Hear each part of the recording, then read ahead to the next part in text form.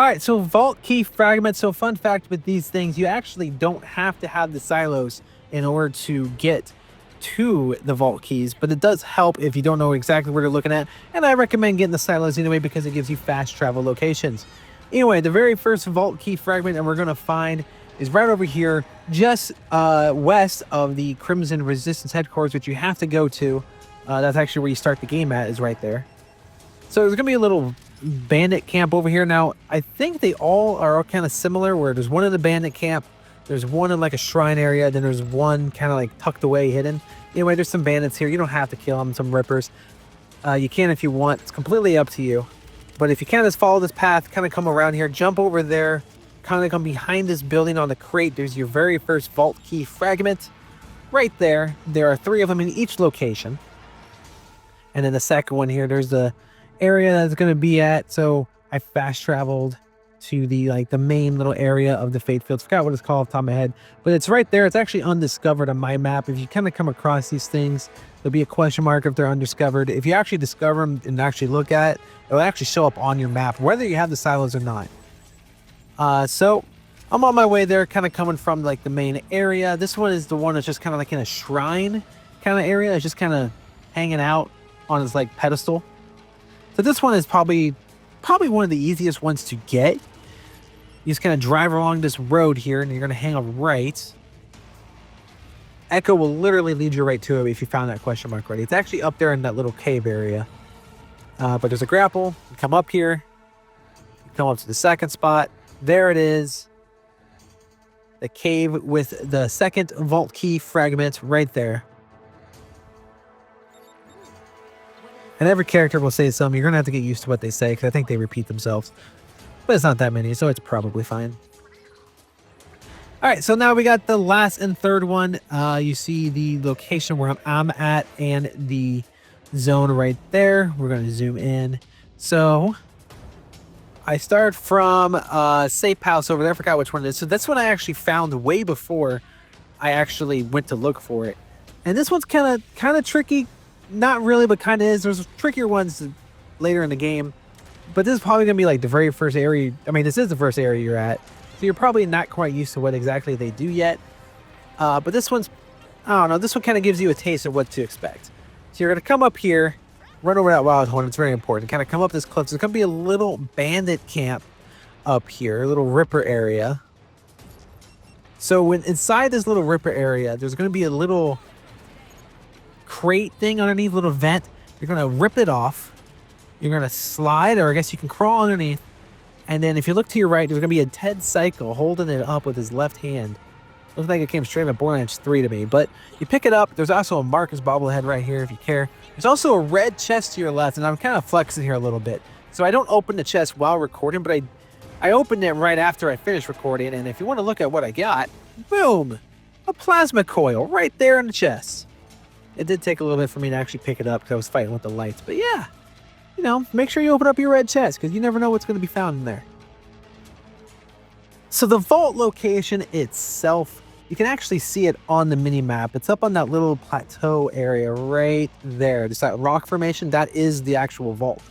So if you fast travel to Wyclife's Reprieve, probably said that wrong. I'm sorry, I don't know how to speak whatever language that originates from. I know it's English, but I don't know what Wycliffe is. But you're going to hop in a car, come out of this little area first, obviously, as Echo took me a really long route. There we go. We're going to hop in a car. We're going to follow this road. Make sure you run into that barriers. That's beautiful. Love that. There we go. So you're going to land on this road. Now you're just going to kind of follow this road the whole way through. Eventually, there's going to be like this. I originally thought it was a dirt path. It's kind of like a mechanical bridge that's broke. That's actually where you're going to go to. So you're going to think, oh, turn left here. That's not where you turn left. That's not. Ignore the green area. It's not this little ripper camp. It's this little dirt path mechanical bridge right here. So you're going to come up here. You're going to jump over. You're going to hop off, hang a left. And you can kind of see it there in the distance. Kind of just keep climbing up. You can kind of climb up this little rock formation for a little shortcut. And it's right there. This is the vault. I think I actually put the marker right on top of the key. I did. How about that? There it is. You can see part of the vault's already made. Once you get closer, it would actually build the vault, and you have a place to put the key in. Here it comes. Arch of Inceptus, Arc of Inceptus, whatever. Insert the key fragments, and then you're going to go through the very first vault monster, if you choose this to be your first vault monster. I believe this should be your first vault monster, as this is the first location in the game. The vault's going to construct in front of you, and so every vault is pretty much the same. They're all pretty similar to one another. You get the 3 keys, you put them in. So this one's just kind of more out in the open. Carcadia Burns is also in the open, and Terminal Range is kind of hidden away. Anyway, you're going to go through. It's going to load up a new area. So every single vault kind of has this mission thing at the beginning. You're going to want to accept that, and then you're going to have a guardian, the watcher, kind of talking about some lore stuff. If you're interested in that, I wasn't too concerned with it. I'm still waiting for the big war that we had. So every single vault area is kind of the same. You kind of fight through the platform to platform, to island to island. Fun fact, that is the only time my whole game has stuttered since I've got this. So once you get to the final area, this is actually going to be where the boss is. You're going to have a little cutscene of him. This one, I believe, is the Inceptus. Correct? Yes. Primordial Guardian Inceptus. So, Inceptus is probably one of the more mechanical bosses in the whole game, to be honest with you. So he has a big shield, he has some flesh, he has a bunch of tail whip attacks. There we go, he kind of grabs you and tail whips you back. But the real thing is he has a little cocoon phase, and you're going to have to knock him back down off of this cocoon while there's venom and poison underneath you. You're going to have to climb up on top here and shoot him down. And when you shoot him down, the fight kind of comes back to normal. He will be dazed for a little bit, but I don't actually think it's long enough to actually really do anything. So as you see, he's down, but now he's already back up. So fast forward in the fight, you can also like take off like his shoulders and find more crit spots, but I don't really do that. I kind of just bullet hose him. Towards the end of the fight here, I do get up. Boom. So there it is, the very first vault monster down. So every single vault monster kind of gives you a reward of some sort of power, and it's all related to your glide pack. It's kind of lame, kind of cool in my opinion. I don't really know.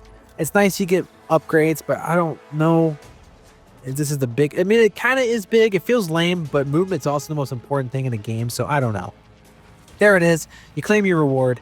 You're going to have 2 red chests here. Make sure you pick those up. And then once you're done with these red chests, once you're done getting your reward, you're going to run through the rift, and you're going to be right outside the final jump area to the vault monster. So where you can actually do it again, the Mad Moxie Encore machine is right by the jump pad. Oh yeah, there was a legendary in the event machine. I was going to be honest with you. I was editing this, and I did not remember why I had that in. You're going to hit that Encore machine. Here's a little blooper for you. This is the exit over here. Don't know why I went this way, but it's even more embarrassing. It's not that I went that way, but that I fell off the big giant rock platform. So that was kind of embarrassing. So for his actual drops, I believe every single vault monster has a chance to drop a class mod. I have him up on the screen right here. He also has a chance to drop the Raven Fire, which I think I actually got to drop during this. He also drops an extra medium energy shield, and he also drops a Ombre Husky Friend. This Husky Friend, sorry. Which is like a turret gun, turret Theodore gun. I'm gonna be honest, I don't know any of these things that well. Maybe the class mods are good. I don't really haven't dove too deep inside the weapons yet. So I'm still kind of making my build. I have a Rafa, which is pretty good, but yeah, that is the Vault of Inceptus and the Fadefields Vault done.